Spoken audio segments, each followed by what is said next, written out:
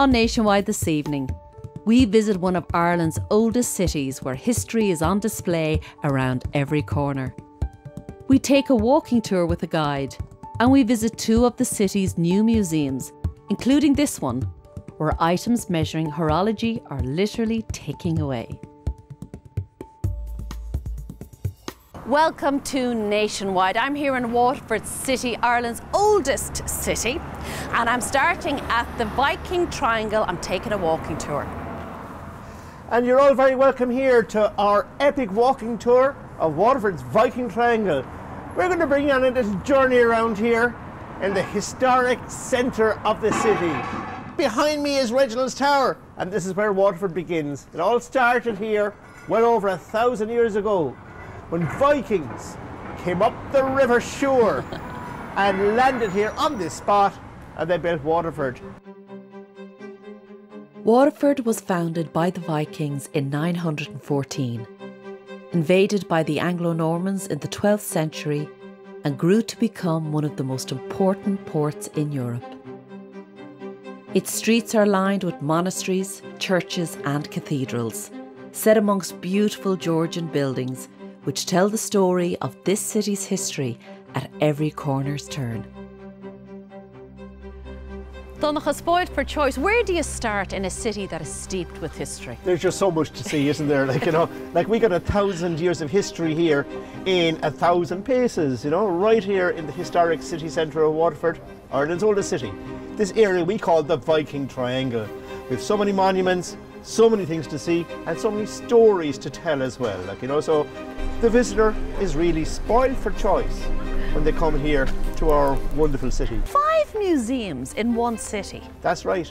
I suppose you could say we have more museums per square metre in Waterford than anywhere in the world, But I suppose Waterford has so much going for it, it has so much history, Each of the museums, whether it be the Bishop's Palace or the Medieval Museum, or our Museum of Time, or the Irish Museum of Silver, or Reginald's Tower, all of those museums tell the story of Ireland's oldest city. Donnacha, it's always a challenge to attract all age groups.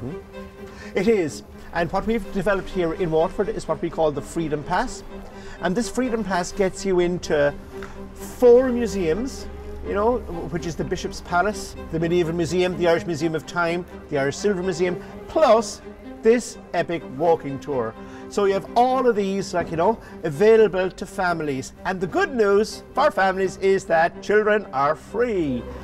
You don't have to do it all in one day, though.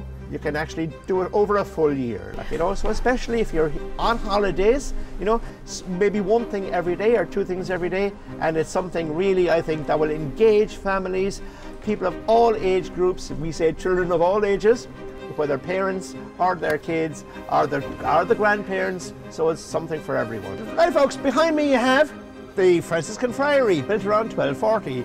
That big tall windows you can see behind me, do you know where they face?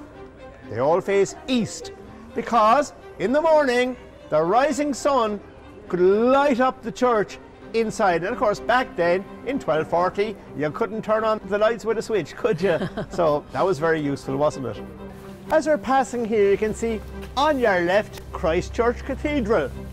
This is the 3rd cathedral on this site. We've had a cathedral going back here over 1,000 years. This is the 3rd one, and this one built in the 1780s, designed by the very famous Waterford architect John Roberts. Oh. So here we are folks, we're back to more or less where we started, at the Bishop's Palace behind me. It's been a great pleasure for me to have you on our little walking tour this morning. You have all your little maps there. Young people in the audience, go into the reception area of one of our museums and you're going to get a certificate.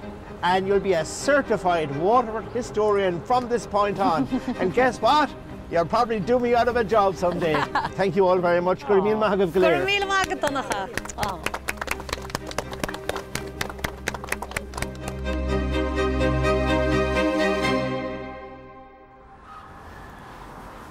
Now Now, as Donnacha told us, there are 5 museums in the Viking Triangle, and one of the newest additions is the Irish Museum of Time.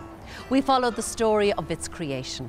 If I could save time in a bottle, the first thing that I'd like to do is to save every day till eternity passes away, just to spend them with you. Luckily, 2 gentlemen approached us, one named Coleman Curran, who approached us first and said he had a collection of clocks and watches, Irish clocks and watches, and he was looking for a good home for them. And then another gentleman called David Bowles, again 2 Dublin men, he heard of us and said, look, that's a project I've really been interested in. Both men always felt there should be a national horological museum, which basically means a national museum of time or a national clock and watch museum. And they came together and worked with ourselves, and the end result has been the Irish Museum of Time.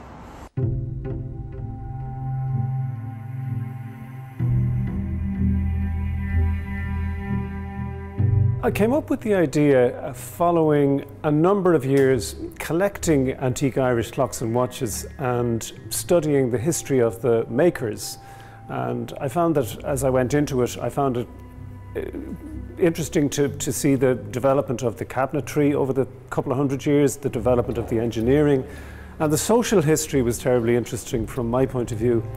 And then I said to myself, well, the minute I pop my clogs, all that'll happen to a collection like this is that it gets dispersed again. It takes 20 or 30 years to educate yourself, to know where to look for these things, and then they just get dispersed. So I said it would be nice to keep them all together, and the history of them together, and the progressions of cabinetry, engineering, and the social history in particular, because a lot of these clocks were made by immigrants who came to Ireland and are now very much part of the Irish fabric. So that's where the idea came from. I said the sum of the parts is more than the individual units. Let's try and keep them together.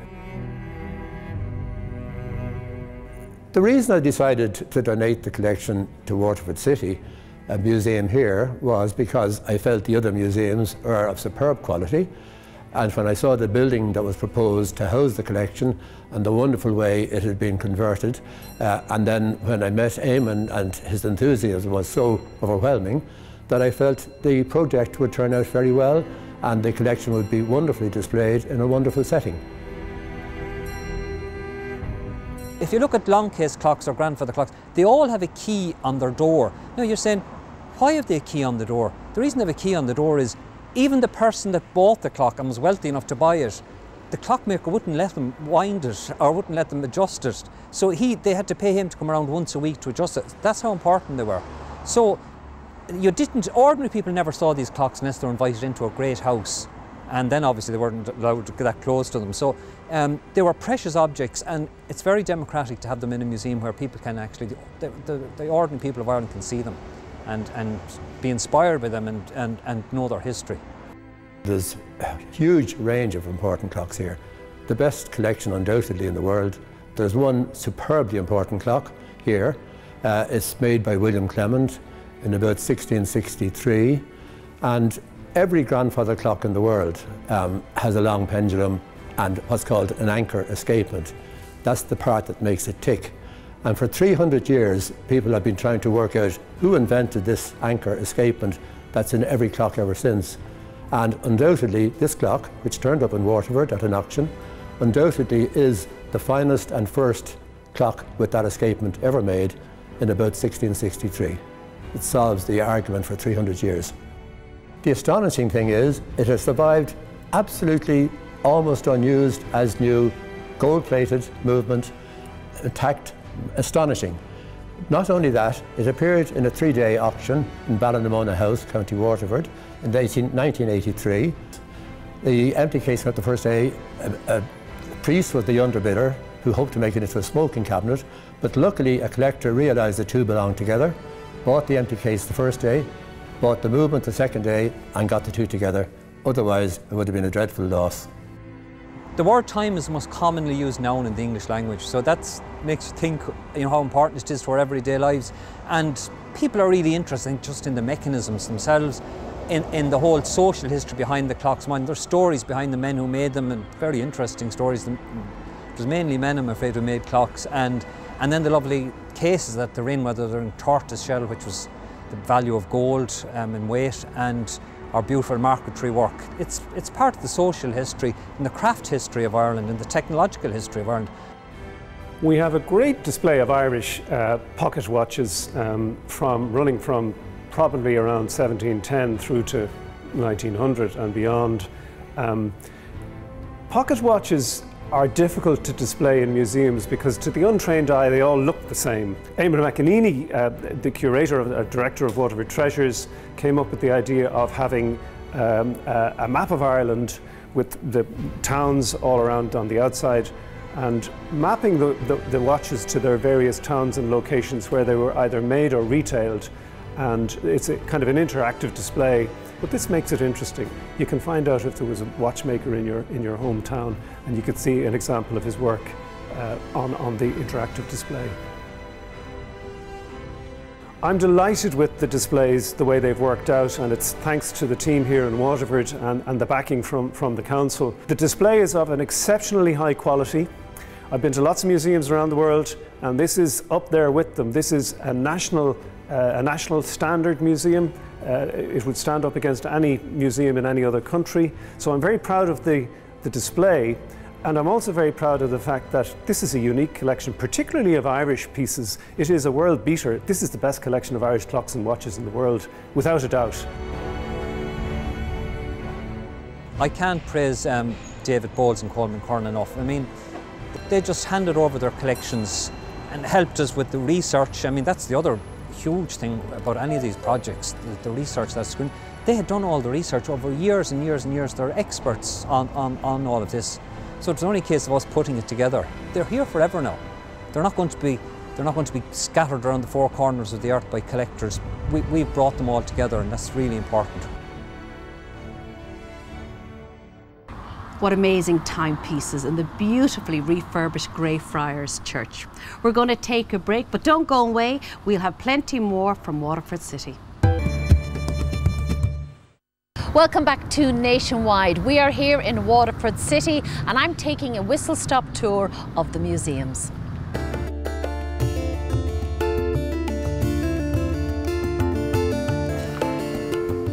What a building. I'm going to meet Cliona Purcell here of the Medieval Museum.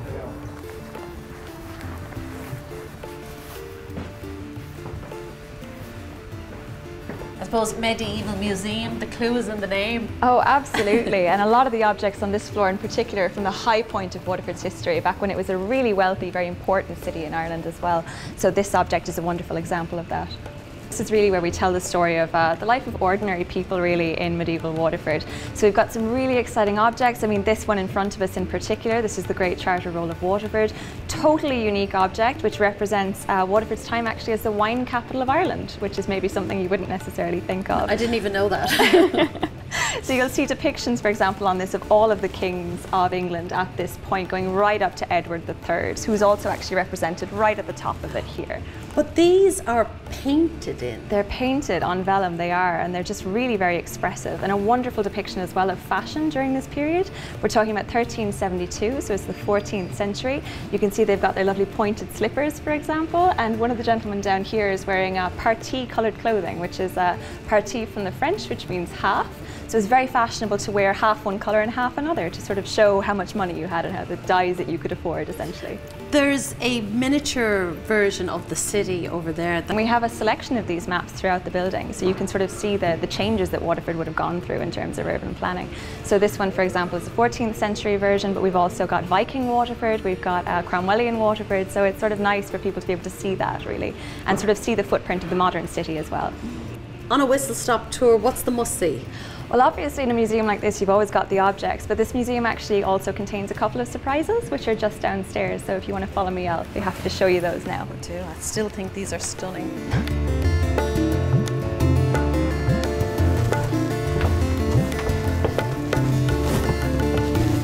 As you can see, Blona, this is my must-see of the Medieval Museum here.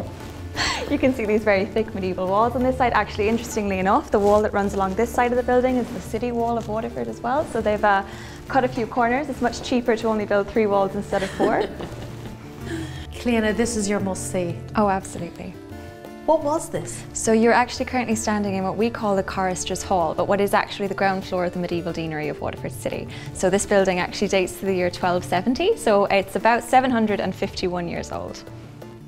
The temperature even, everything is just very different down here. Absolutely. We are actually currently quite underground. Now we wouldn't have been in the medieval period. There's actually, because of the cathedral right next to us outside, there's a cemetery right outside this building. So over time the layer just rose and rose and rose, and slowly this building was buried. As a result, it was actually lost and they didn't find it again until 1853. It was incorporated into the museum actually here in 2012. So the museum was built where it was partially to actually protect this building and also to open it up to the public, because obviously, I mean, once you come down that staircase, you are walking into history. It's like time travel, and it just really sets the tone for the rest of the museum.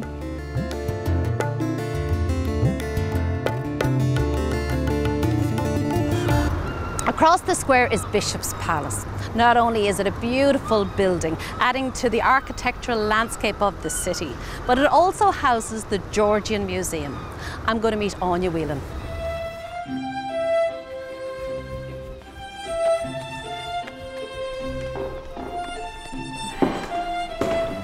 This is so extravagant. I know, it's incredible. Treasures galore in this room, in both of these rooms. I mean, what period of history are we talking about?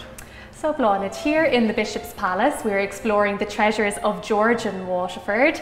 So even the building itself, the Bishop's Palace, is one of the, if not the finest Georgian buildings that we have here in Waterford, and definitely ranks in the island as well. So it is the Bishop's Palace.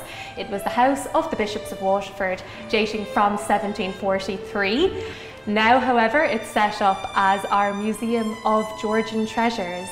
And we have everything that you'll see here, all of our treasures on the table here. We have the largest collection of original historic Waterford glass on public display, and it's just an incredible collection that we have here. Waterford is known for, of course, is Waterford glass. Only across the way we have the Waterford Crystal factory across the way, where visitors can come and actually see the glass being made and can come over here as well. So it's tangible memories for Waterford people. It's a very local Waterford museum. People will have their own memories, but also visitors as well. We go right then from the Georgian period. On the very top floor we have the Other Voices exhibition, so that although we're surrounded by grandeur and splendour now, we also explore the social and political history of Waterford. On our very, very top floor, it's the Other Voices exhibition, and that is covering the history from 1890 right up to 1970. So you're going from Waterford during the period of 1916, World War I, into childhood in the 1950s, and ends on the Hucklebuck shoes. So of course the show band era in Waterford with the Royal Show Band and Brendan Boyer's Hucklebuck shoes. So you can see everything here in the Bishop's Palace, from beautiful armorial porcelain, from original historic, which Waterford is known for, Waterford glass, and then right up, of course. But Anya, I'm going to ask you the most difficult question of all. Oh, go on. I'm sorry, I'm going to ask you to take your professional hat on, put on your personal hat, and tell me honestly, which is your favourite treasure? So it's hard to pick a favourite, it's like picking a favourite child, but I do think we obviously have, there's very obvious ones. We have the oldest piece of Waterford glass in existence here. We have the Penrose decanter dating from 1789, but the one I'm going to show you is actually a view of Waterford. That would definitely be my favourite. So if you want to follow me through here, Bláthnaid.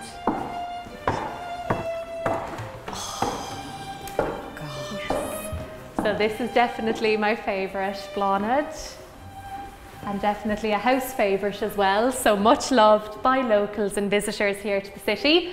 So this is William van der Hagen's view of Waterford, dating from 1736. It's the earliest oil painting that we have of Waterford City, and definitely amongst the earliest paintings of an Irish city on oil. And it's an absolutely beautiful depiction of our city and shows an extremely prosperous city, but it's an incredible piece to have in our collection and an absolute reflection of our very, very incredible city that we have here. And what a gift to the people of Waterford as well. Definitely, definitely. People are able to come in and it's a tangible link to their city. Yeah. They're viewing their city through the eyes of William van der Hagen in 1736. Thank you so much, Anya. You're so Thank welcome. you. Thank you, Bláthnaid. I don't think anything else could impress me more because I think the painting is stunning. But I will try the Silver Museum. Definitely, thank you. The newest addition to the museum offering here in Waterford City is the Irish Silver Museum. Rosemary Ryan is one of the curators here at the Irish Silver Museum, and I'm going to get some of the stories. Rosemary, the fourth museum I've been to today, but yet the newest one. Yes, yes. Another new museum for Waterford. It's marvellous. It's absolutely The Museum of Irish Silver. The most obvious question is, where did you get all this? We acquired it under a government scheme which allows an approved body and a museum, for example, to hang on to the patrimony or to even repatriate heritage objects, which many of them were in the United States, and to hold on to them for Ireland for the public benefit and display. And not just from Waterford, because I'm noticing they're from Meath, from Cork, from Wicklow, from everywhere. Yes, yes, they're from all over the island of Ireland. We have a lot of objects, even from current Northern Ireland. And they actually range from the Viking Age, and this room just covers the story of Ireland from the Viking Age right up to when Ireland enters the EU in 1973. So Vikings, medieval, after Cromwell, an age of consumerism, making very the much grand figure, and then Celtic revival, and then from empire to Europe. It's brilliantly sort of categorised, isn't it? Yes. And it makes sense. A complete sweep of the Irish story from the beginning. Rosemary, what is this? This is the Mace of Blessington, County Wicklow, which was built on a brownfield site in 1786. So it's impressive. Very, very impressive. Now you know every piece in this. Like to think. Yes. Your favourites or the most? That's difficult, but I think I have to choose a piece in the Waterford section, which was made by an Irish Waterford woman silversmith, Anastasia Fleming. It's a snuff box, and it's made from the shell of a little terrapin who died naturally, of course. Probably some sailor sold it to Anastasia, and she set it in silver for some well-off client, or maybe for herself, or her family. Went into it. Yeah. I mean, it's one thing to open a museum like this, but to open during a pandemic, I mean, I would bow to you and I'd hug you if I was allowed. That is very impressive. That took extra effort. That and the Irish Museum of Time, yes, it did. But it was, to be honest, it was absolutely wonderful to have something to focus on, to concentrate on. What else would you do in a pandemic except open museums? I know, sure you'd be bored. You would. Well, can I just say congratulations to you, much, and I really mean it, because there's such a wow factor to everywhere I've been today that I actually feel I've been here for a week. Great. Well done to all the team, and to you, of course. Thank you as well, very Rosemary. much. Thank you It's very brilliant. much, Bláthnaid. Thanks. I'm really impressed what's on offer here, all within a stone's throw of each other. It really is 1,000 years in 1,000 paces. The wonderful historical city of Waterford is well worth a visit. I hope you enjoyed the programme as much as I did. Slán Maggie.